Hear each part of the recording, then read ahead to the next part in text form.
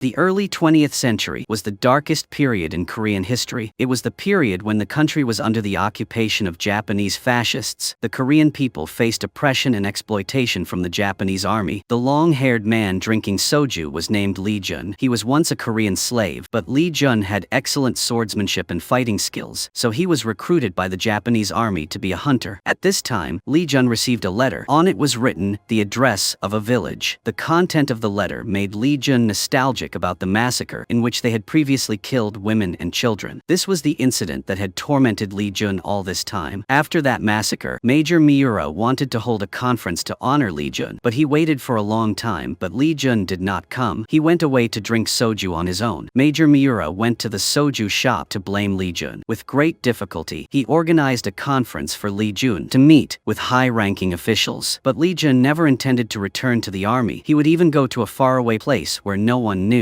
Major Miura immediately went crazy. He threw Lee Jun a gun. Major Miura asked him to step over his dead body. Lee Jun did not care about Major Miura's threat. He stood up and left. Luckily, soldiers stopped him. Otherwise, Major Miura would have shot Lee Jun, breaking his skull. Then Lee Jun went to the front of a beautiful girl's house. He looked at her for a long time. This was Lee Jun's lover, who he could not marry. If he continued to serve the Japanese army, perhaps the two of them would have become a couple. But that made Lee Jun feel guilty. He could not accept the brutality of the fascist regime on the people just because of personal feelings. Lee Jun decided to leave. The next day, Lee Jun took a train to a village. There he met a woman named Sebok. The woman was also a slave like Lee Jun, but now Sebok has become a boss of weapons trading. The two of them took a carriage back to the village. While passing through the fields, Lee Jun discovered dried corpses tied to stakes. These were freedom fighters captured by the Japanese army and hung up to deter those who intended to resist. There was no evil the Japanese army would not dare to do. After walking a little further, the carriage encountered a sandstorm. The sandstorm here was extremely fierce. Everyone covered their mouths and waited for the sandstorm to pass. That was when Lee Jun saw the village. Back in the village, Sebok took Lee Jun out to eat. Suddenly, a group of bandits appeared. They specialized in robbing the poor people. The bandits were as cruel as the Japanese army. Furthermore, the village was also being harassed by two groups of bandits. This group of bandits was Jongki-dong, and the people who were killed were New Doksan's men. The two sides were constantly fighting for territory. The police were like scarecrows. They only appeared when the bandits left. Furthermore, the police only cleaned up the bodies and did not dare to arrest the culprits. Sebok told Lee Jun as he walked that the police did that because the bandits had captured the most freedom fighters. The freedom fighters here were hunted by all kinds of people, from the Japanese to bandits to the police. There was no government, so the people had to take care of their own lives. Lee Jun accidentally saw a woman holding a child. That person looked very similar to the woman who had been killed in the massacre. Lee Jun tried to chase after her, but found that she had disappeared into the crowd. Lee Jun couldn't sleep in the middle of the night. Suddenly, a stray bullet flew into the house. Lee Jun held his gun for defense. It turned out that outside were the new bandits. They were dealing with one of the Jang bandits. The leader accidentally discovered Lee Jun. He looked at the leader without fear. The leader just smiled and left. The next day, Lee Jun borrowed Sebok's horse. He wanted to go find a person named Choi Chong-soo. Sebok wanted to know who that person was, but Lee Jun didn't answer and immediately left. Then Lee Jun crossed the grasslands to a deserted mountain. Suddenly, it started to rain heavily. He found a village on the mountain and wanted to borrow a place to stay. However, as soon as he entered the village, Lee Jun was surrounded. An arrow flew at him and made him fall off his horse. The village chief's sword was at Lee Jun's neck. He was Choi Chong-soo, whom Lee Jun was looking for. It turned out that both of them were from Choson. The village chief invited him into the house to talk. Ani made tea for both of them. Lee Jun discovered a bruise on Ani's finger. The village chief told Lee Jun that this girl was very pitiful. Ani used to be a hard-working farmer. Her family was unfortunately massacred by bandits. Ani even had to let the Japanese satisfy their sexual needs. The village chief had just rescued her 5 days ago. Suddenly, someone came to inform the village chief. Because he was afraid of the new bandits' attack, a villager ran away. The village chief had to find him first. He told Lee Jun to stay and rest before leaving. Then, Lee Jun was led to the bedroom by Ani. Only then did Lee Jun ask Ani who she really was. Lee Jun discovered that Ani's hand was not a farming hand, but a gun hand. Ani also did not deny that she was a hired assassin to kill Lee Jun. As soon as she finished speaking, Ani immediately pulled out a knife and attacked Lee Jun. The two were evenly matched in their fighting skills. Lee Jun kicked Ani's knife away. Both pulled out their guns and pointed them at each other. Lee Jun had a question. How did Ani know he was here? It turned out that she had been to the room to assassinate assassinate Li Jun, but he had left early. Unfortunately, Ani found the address on the piece of paper. She decided to go to the village first and wait for Li Jun. However, Li Jun wanted Ani to put down her gun, because without her, Li Jun would also die. Because he came here to confess to the village chief, Li Jun wanted the village chief to personally kill him. Ani heard that Li Jun used to work for the Japanese army. She also guessed the reason why he came here. The two temporarily ceased fighting. Ani changed clothes and left. She reminded Li Jun that if they met again in the future, Ani would definitely kill Li Jun herself. The person who hired her sent Li Jun a message. A dog that runs away from home must die. Li Jun recognized that person as Major Miura. After Ani left, Li Jun went to see the village chief and told him the reason why he came here. Li Jun told the village chief the story of 6 years ago. He was a hunter for the Japanese army, assigned to find the location of the Free Army. The village chief's village was discovered by Li Jun. He did not expect that the Japanese army not only wanted to find the village chief, but also killed all the innocent people in the village. Li Jun witnessed the village chief's family being murdered with his own eyes. The Japanese army did not even intend to spare the newborn baby. Li Jun was angry and fought against the Japanese, but he was not strong enough alone. Li Jun was seriously wounded by Major Miura. As a result, he still could not stop the Japanese army's crimes. Now Li Jun knew it was too late to apologize. He wanted to die to atone for his sins. After hearing this, the village chief intended to shoot Li Jun, but in the end, he still could not bear to do it. At that moment, the new bandits came to attack the village. Li Jun witnessed the scene of them massacring the villagers. He suddenly remembered his past crimes. A man on horseback dragged a girl. Li Jun quickly chased after him, but was knocked unconscious by the leader holding a torch. The next day, Li Jun woke up to see the tragic scene of the village. Some people even foolishly left this world. This scene urged Li Jun to do something. Later, Li Jun returned to see Sabah. He wanted to buy a gun. Li Jun took his gun and went straight to the new bandits' camp. Li Jun was nicknamed Guardian of Death. He had once single-handedly destroyed the entire Russian army. So what were the small bandits to Li Jun? Every gunshot meant a bandit fell. Li Jun killed the 2 guards and sneaked in through the back door. The bandits discovered that there was an intruder and immediately entered a fighting stance. Li Jun rushed into battle with the enemy. Each person was shot and fell. The bandits switched to close combat. Li Jun grabbed the knife and immediately killed each one. Inside, the leader was still busy bathing. He was preparing to take the girl he had just captured into the room to have sex, but the leader didn't know that he was about to face death. Hearing the noise, the leader rushed out to check, but all his subordinates were dead. The leader wanted to take the girl hostage. He took the opportunity to hit Li Jun with an axe. However, as soon as the girl escaped, Li Jun pushed the leader into the room. Although Li Jun was thrown away by the leader, he still managed to stab the knife into his calf. Li Jun rushed forward and stabbed the leader many times in the neck, causing him to die instantly. The new bandits disappeared overnight. The next day, Li Jun brought the girl back to the village. This made the villagers extremely happy. The village chief gradually had a different view of Li Jun. He no longer hated him like before. The village chief asked Li Jun again if he really wanted to die. Li Jun did not deny it. The village chief gave Li Jun a suggestion, which was to use his death to save innocent people. Li Jun began to change his mind. Instead of wanting to die like before, he decided to die in a more meaningful way. Li Jun wanted to find talented people to build an army to protect the miserable people, to help them escape the oppression of the Japanese army and the evil bandits. 5 years later, in the 19th Division of the Japanese army, a guard was going to the toilet when something suddenly jumped out of the bushes and scared him. It turned out to be a soldier with a bloody face. He panicked and asked to see the commander. This soldier was a member of the reconnaissance team. Seeing him return alone, the commander wanted to know what happened. The soldier fearfully recounted that the thing he had to fight was a demon. A few days ago, the reconnaissance team was marching through the pass when they were suddenly blocked by an old man. That old man was the village chief. The village chief asked the Japanese to turn back because behind them was Korean territory. They were not allowed to set foot there. The Japanese soldiers showed contempt. Sooner or later, the entire country of Korea would belong to Japan. Moreover, what could an old man with a bow do? The village chief immediately shot the captain in the eye to demonstrate his power. The Japanese soldiers immediately panicked. They pointed their guns at the village chief. But while the Japanese soldiers were still struggling to load the bullets, the free soldiers hiding in the grass rushed forward. The Japanese soldiers did not have time to react, and each one was hit by the bullets and fell down. The village chief rode into the battle on horseback. Despite his advanced age, the village chief's reputation as a marksman had not diminished. He turned around, shot the captain dead, and then drew his sword and cut off the deputy captain's head. The sword in the village chief's hand was stained with the blood of countless enemies. Someone Someone tried to sneak attack the village chief but was suddenly shot through the skull. The man wearing glasses who fired was named San Gun. He was the last tiger hunter of the famous Chosun tiger hunting team. He was also a sniper who hit target with every bullet. As soon as San Gun was surrounded, another person appeared. Chojeji skillfully weaved through the Japanese soldiers because he used to be a professional acrobat. The Japanese soldiers couldn't hit him. The acrobat used an axe to kill each one. Finally, he wanted to use a gun to finish off the remaining one, but the acrobat fired all his bullets and still missed. His gun skills weren't very good. Chojeji never missed when throwing axes. Next, a big man appeared. Jusu possessed overwhelming strength. With just his bare hands, Jusu could break the enemy's neck. He could even lift a large cargo truck. With such a powerful fighting force, how could the Japanese soldiers escape? They only kept one soldier alive to report to the commander. Back in reality, the commander was extremely angry. He thought that the soldier was afraid of death. The soldier said that he would die sooner or later, so he just wanted to go back and tell the others that they would be here soon. The commander was so angry that he killed the soldier. At that moment, someone came to the door. They released the soldier and let him lead the way back to the barracks. Each person entered and introduced themselves to the commander. Finally, the leader showed up. It was Li Jun. The commander thought that they were the Freedom Army, but Li Jun immediately denied it. They were just a group of bandits demanding justice for innocent people. After saying that, Li Jun killed the commander. The next day, the bandits collected spoils of war at the Japanese barracks. The hunter had intelligence that the Freedom Army had recently won many victories. The main reason was that the bandits had confiscated many guns and ammunition from the enemy in their guerrilla warfare. Li Jun felt excited. He hoped that the Freedom Army would soon win and bring peace to the country. The hunter had a question. Why didn't Li Jun join the Freedom Army, but instead formed a bandit group? Li Jun admitted that he was a selfish person. He only fought to protect the people around him. Those people included his comrades and his lover. However, Li Jun did not know the person he had been longing for had just received a marriage proposal from someone else, and that person was Major Miura, Li Jun's greatest enemy. The two of them even hugged each other very intimately. The next morning, Hishin had a date. Unexpectedly, Major Miura also appeared at the cafe. Unexpectedly, his men were lying in ambush all around. Major Miura wanted to know why Hishin was there. Hishin was waiting for a colleague on a business trip to Myeongjong. She was there to attend the groundbreaking ceremony for the railway. Major Miura was worried because Myeongjong was in great danger right now. Hishin encouraged Major Miura that she knew how to take care of herself. So what was he doing here? Major Miura did not want to hide it from his fiancée. He revealed that the freedom fighters would be here. Major Miura asked Hishin to wait for her friend somewhere else because there would be a battle here. Hishin obeyed and stood up to leave, but before she reached the door, she accidentally met the man who came in. Hishin signaled to the man. He understood and immediately ran away. Major Miura discovered him and sent someone to chase him. The man had not run far when he was hit by a car. He was captured by Major Miura's men. Hishin was extremely confused. After that, she went straight to the church. This was the secret base of the Freedom Army. It turned out that Hishin was also a member of the Freedom Army. She thought that there was a mole within the organization, someone who had leaked the time and place of the meeting, which led to the man's arrest. The leader promised to investigate clearly. Hishin reminded him to be careful too. However, there was still one problem now. That was the war funds sent to the Freedom Army were all in that man's hands. Without that money, how would the Freedom Army survive in the following days? Hishin made a bold proposal. The bank would soon send the cost of building the railway to Myeongjong. Hishin wanted to intercept the road and rob the money to make up for the lost war expenses. The leader did not agree because it was extremely dangerous. If anyone was captured, the Freedom Army's whereabouts would be exposed. Hishin wanted to act alone. If she failed, she would end her own life so that no one would be implicated. The leader still could not accept it. He felt guilty towards Hishin for arranging for her to become Major Miura's fiancée. Now he could not let her sacrifice. What about their comrades? Could all their comrades sacrifice? They also needed to eat and drink to be able to fight. Hishin said that what the two of them needed to do was to work together, not to ignore the people in the Freedom Army for her sake. The leader was moved to tears. In the end, he sat down to negotiate with Hishin. However, the leader still refused to let her go to battle. He suggested that Hishin hire someone who was willing to die for money. The person the leader was referring to was Ani, the female assassin who had unsuccessfully attempted to assassinate Li Jun. At that time, Ani was at a restaurant with a Japanese man and a Korean man. They hired Ani to kill each other. Although the two were business partners, Ani wanted to hold an auction to see who would be the one to die. In the end, the Korean man had to give up, but Ani let him live because she hated the Japanese. Ani allowed the Japanese man to go home to say goodbye to his wife and children. Then she went to kill him. The angry Japanese man went outside to let his subordinates deal with Ani. Inside, Ani could also guess what was about to happen. She asked the Korean man to put the bet on the table and then left through the back door. Ani also prepared her weapons. After shooting the restaurant to pieces, the subordinates rushed in to find Ani, but she was not injured at all. Ani was discovered by one of the subordinates. She jumped over the railing and shot the guard in the head. The others immediately aimed at Ani. She used her shooting skills to kill a few more subordinates. Unfortunately, Ani's gun ran out of bullets. Ani was surrounded by the subordinates. She used her bare hands to capture the enemy. Ani grabbed the knife and killed each one. The person used a submachine gun to strangle Ani. She grabbed the gun again and killed another group. Ani was cornered in the dining room. She was hit on the head with a vase by the attacker. Although she was a bit dizzy, Ani was still strong enough to take down all of the subordinates. After that, she picked up the gun and leisurely walked out. The Japanese man quickly abandoned the car and fled. Ani finished off the remaining subordinates, then got in the car and aimed to kill the Japanese man. After finishing, Ani went to the blind medicine man and used the money she had just earned to exchange for medicine. The blind medicine man informed her that the person who killed Ani's parents was in Gando, but Ani didn't care about him. Since becoming an assassin, she realized that revenge and hatred were meaningless. Ani advised the blind medicine man not to touch the murderer, or he might be killed too. In life, people who owed each other would definitely meet. It was not too late for Ani to take revenge. She said goodbye to the blind medicine man and set off on her way back. When she got outside, Ani saw the next mission the blind medicine man had given her. The other party had asked Ani to go to the cinema. There, Ani met He Shin. She directly asked Ani to rob the railway construction fund. Ani was extremely surprised, especially when He Shin mentioned the number 200,000 won. He Shin reminded Ani not to have any illegal plans with the money. Ani only did her job and didn't look at her client's assets, so He Shin could rest assured, but she still had one question. He Shin asked what Ani would do if someone got in her way. Ani didn't need to think and answered that she would kill that person. In the morning, Sabak rushed to the village to find Lee Jun to inform him of an important piece of news. The Japanese consulate had banned all arms trade to avoid the uprising of the Freedom Army. Now, even if Lee Jun stole the weapons from the Japanese army, Sabak could not help him distribute them to the market. However, without the money from selling the weapons, the villagers would starve. To solve the current difficult situation, Sabak offered Lee Jun a solution. That was to steal the money for the construction of the railway that was about to be transferred to Maungjong. This railway would bring many benefits to the Japanese army. It would help the Japanese army easily transport supplies to the battlefield. This would make it difficult for the Freedom Army to seize power. This robbery would not only help the villagers solve the hunger problem, but also prevent the plot of the Japanese army. On the other side, Major Miura was drinking soju with the priest to thank him for introducing him to He Shin. Major Miura told the priest about catching a spy of the Freedom Army. That person confessed that the priest was the leader because they had known each other for a long time. Major Miura gave the priest a chance to start his life over. He invited the priest to serve the Japanese army, but the priest refused to sell out the country like Major Miura and his father had done. The major gave the reason that he saw the future of Korea as being created by the Japanese. If all the Korean people submitted soon, wouldn't the country prosper and develop? The priest thought Major Miura was really ignorant. Japan invested in Korea only to exploit its resources and people. One day, when Korea was no longer of any use, the Japanese army would leave the Korean peninsula. At that time, what would be left for the Korean people but barren land and miserable, backward people? The one who should reconsider was Major Miura. The two of them did not share the same vision, so the priest stood up and left. When he went outside, he was surrounded by Japanese soldiers. The priest was taken back to prison for interrogation, but even though he was tortured, he still refused to reveal the plan. Major Miura knew that the priest had a lung disease. He asked for chili powder and poured it directly into his mouth. The priest kept coughing, asking Major Miura for a sip of water. He would reveal the plan to target the railway construction fund. As soon as he got the first information, Major Miura immediately followed the priest's request, without knowing what the priest was planning. As soon as he had the chance, the priest grabbed the soldier's gun and directly ended his life. This was the soldier's unyielding attitude. The priest would rather have died in glory than lived in disgrace. Major Miura was both sorry and resentful. He rushed to punch the fat soldier and blamed whoever had let him bring a gun into the interrogation room. The fat soldier could only silently endure the beating. After that, he had to light a cigarette for Major Miura. At that point, he only had one piece of information, which was the robbery of the Railway Construction Fund, who had done it and who would deliver it to the Freedom Army. Major Miura remembered that He Shin had also been on his way to attend the groundbreaking ceremony for the railway construction. He was worried that He Shin would be in danger, so he decided to personally go to Myeongjong. Major Miura did this both to protect his lover and to prevent the robbery. Anyone who opposed the Japanese army would die. At that time, He Shin and Ani boarded the train to Myeongjong. Ani would carry out the robbery. He Shin would deliver the money to the Freedom Army. The train took one night. Early in the morning, the two arrived at Myeongjong train station. From then on, the two of them pretended not to know each other. After finishing this case, each of them would go their separate ways. Supposing Ani was caught, she could not reveal He Shin. He Shin could rest assured about this because that was the rule of assassins like Ani. After that, the two of them split up. Ani rented a horse and went straight to town. There, she met a man with a mustache to discuss the plan to rob the money. The mustached man had arranged for someone to support Ani. She could rest assured. At that time, the mustached man told Ani a story. There had been someone in the assassin organization who had received money but had left the target alive, so that person had been hunted down by the organization. The mustached man asked Ani to kill that assassin if she met him. Ani immediately agreed, but Ani probably wasn't like that fugitive assassin, was she? Question was startled Ani because 5 years earlier, she had spared the life of her target, Lee Jun. Thinking back then, Ani couldn't eat well. When she went out, she accidentally saw someone who looked like Lee Jun. Ani secretly followed to confirm. On the other side, He Shin had also had someone come to pick her up. Major Miura had assigned the local police to protect her carefully. Hun Shin got in the car with them and returned. When they reached town, the car couldn't go any further. The police chief asked Hin Shin to get out and walk. The hotel was right in front of them, but Hin Shin had wanted to tour the town. By chance, she caught Lee Jun's eye. He immediately recognized the girl he had been waiting for over the past 5 years. Lee Jun couldn't help but follow Hin Shin, but that had been an important moment, so Lee Jun hadn't dared to acknowledge her as an acquaintance. He had only looked at He Shin from afar. Only when He Shin entered the hotel did Lee Jun turn around and leave. Suddenly, someone pointed a gun at Lee Jun from behind. Oni had confirmed that Lee Jun was still alive, so she had wanted to fulfill her promise from 5 years ago. Oni fired, causing people to run away. She and Lee Jun had a chance to fight. Lee Jun hadn't wanted to fight, so he just looked for a way to run. Sibok saw Lee Jun being chased and decided to help. She went home to get a gun and went to rescue Lee Jun. At that time, Lee Jun had been chased by Ani to the sochu shop. He could only hide under the table. Ani shot and broke several sochu bottles so that the pieces fell on Lee Jun. She told Lee Jun that it was best not to hide anymore. Lee Jun threw his shirt at Ani, peering majestically with a rifle. Ani quickly dodged the bullets. The two started a gunfight, but Ani was definitely at a disadvantage because Sibok had also brought a gun. Sibok asked who dared to shoot her younger brother. Ani could only smile helplessly, not understanding who this woman was. Ani took out her mirror to look at herself. She was about to take the opportunity to counterattack Sibok, when suddenly gunshots rang out outside. The police had led troops to surround the place. The three people quickly found a place to hide. The police chief asked them to surrender. He counted to 10. If no one came out, the police would open fire. The police immediately pointed their guns at the sochu restaurant. The three people inside were discussing whether to surrender now or counterattack. Ani was still determined to kill Lee Jun, no matter what. He advised everyone to surrender because they shouldn't make a big deal out of this. The police chief counted to 10 for the troops to start moving in. Ani raised her hands in surrender, followed by Lee Jun and Sibok. The three people were taken away by the police. In the prison, Ani confided in Lee Jun. She wanted to know why Lee Jun was still alive, said that his story was very long. What about her story? Why did she come here? Before Ani could answer, two thieves suddenly came over. One of them was the leader of the Jang bandits. The police caught the beggar who spread the rumor that the railway construction money would be transferred to Myeongjong. Unexpectedly, they handed the rumor spreader over to the Jang bandits for questioning.